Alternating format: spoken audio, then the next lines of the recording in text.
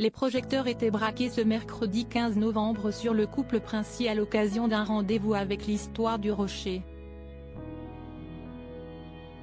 Charlène et Albert de Monaco, souriants et complices, ont participé à la remise en service des 2 canons de salut, non loin de Caroline, Stéphanie et son fils Louis Ducruet.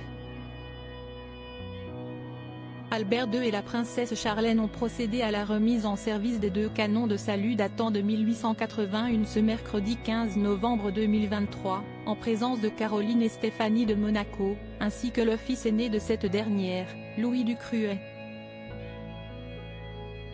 Les températures étaient fraîches et si les sœurs du prince étaient bien couvertes, entre doudoune et écharpe, le couple princier a affronté le froid sans être emmitouflé le temps des photographies. Dans l'ombre, l'aînée et la benjamine de la fratrie ne sont pas moins des alliés de poids pour le prince qui compte toujours sur elle pour l'accompagner et le soutenir dans ses diverses missions. La princesse Charlène a troqué sa longue robe noire ceinturée qui avait fait sensation ce week-end au festival gastronomique des Étoiles de Monte-Carlo ce week-end pour une autre robe, mais en laine et de la maison Prada.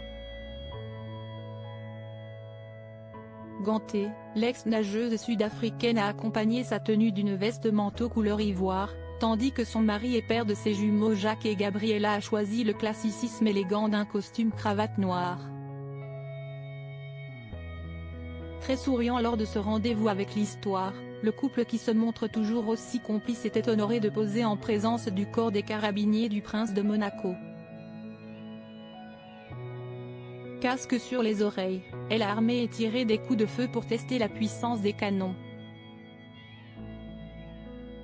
2 canons de 65 mm de 1881 ont été inaugurés par le couple princier ce mercredi soir au Fort Antoine. Après un long travail de restauration et de mise à niveau, le couple princier a procédé à la remise en service avec respectivement un coup de canon chacun, précise Monaco Matin. Actuellement, Monaco se pare de son traditionnel habit rouge et blanc, à l'approche de la fête nationale monégasque. Les rues, bâtiments ou monuments de la principauté changent d'apparence, l'heure est au pavoisement, indique Monaco Matin. Le jour du souverain est traditionnellement fixé le jour du saint patron du prince régnant. Régnier III a dérogé à cette tradition en choisissant le jour de son intronisation, le 19 novembre, qui est également le jour de la célébration du bienheureux Régnier d'Arezzo. En mémoire de son père, le prince Albert II conserve la même date, fixant ainsi le jour de la fête nationale monégasque, précise le site du gouvernement princier.